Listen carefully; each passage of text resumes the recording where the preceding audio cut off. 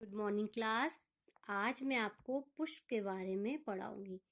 पुष्प के पढ़ने से पहले आप देखिए चित्र 7.19 में 3 गुलाब के पौधे के डायग्राम दिए, फर्स्ट सेकंड थर्ड। फर्स्ट में देखिए एक भी लीव्स नहीं है, सेकंड में लीव्स है, थर्ड में गुलाब के साथ है।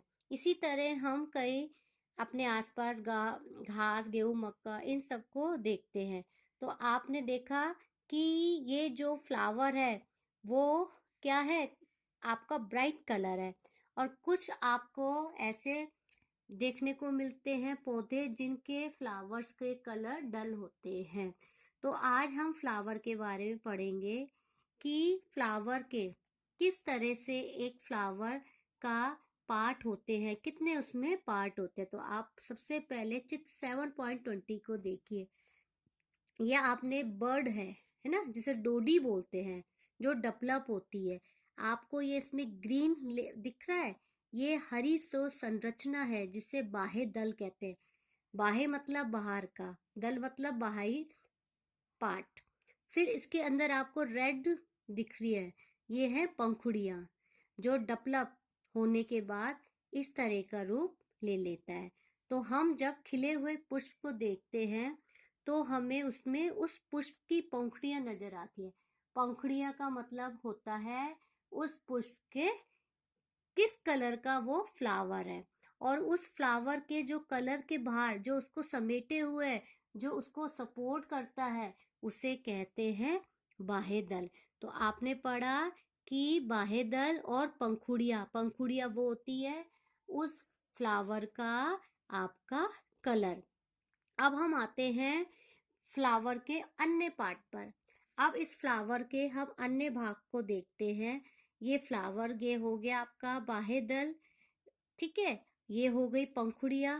यदि हम इसको देखें तो ये फिलामेंट जैसी आपकी संरचना, एक खड़ी संरचना होती है जिसे पुंकेसर कहते हैं। क्या कहते हैं? पुंकेसर।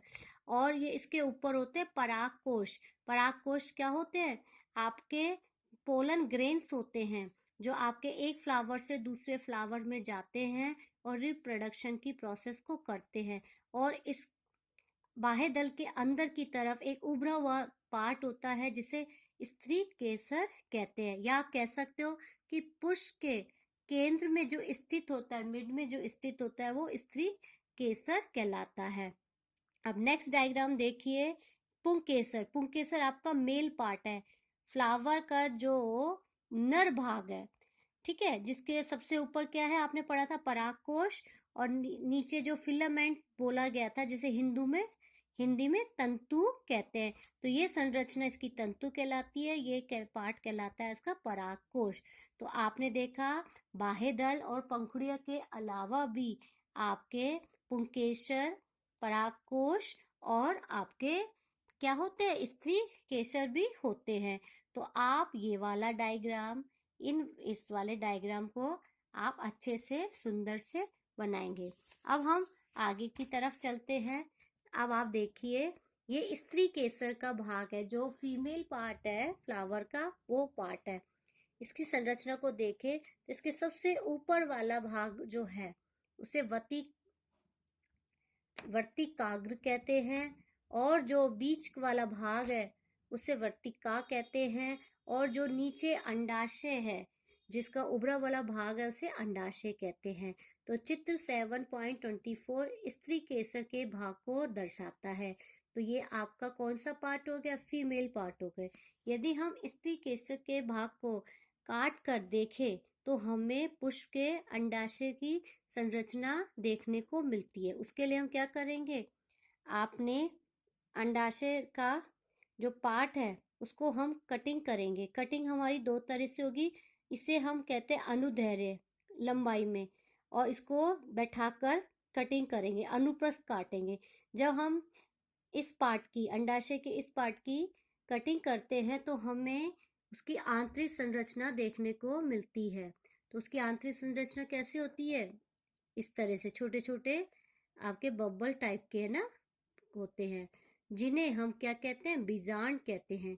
क्या कहते हैं हम? बीजांड कहते हैं। हम कह सकते हैं अंडाशय में छोटी छोटी गोल संरचनाएं दिखाई देती है जिन्हें बीजांड कहते हैं।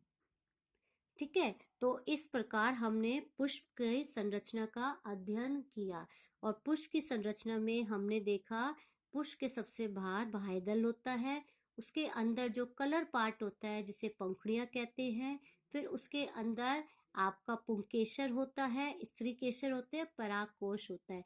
यदि हम आपके अंडाशय को काट कर देखें तो हमें उसमें छोटे छोटे गोल संरचना में बीजांड देखने को मिलते हैं।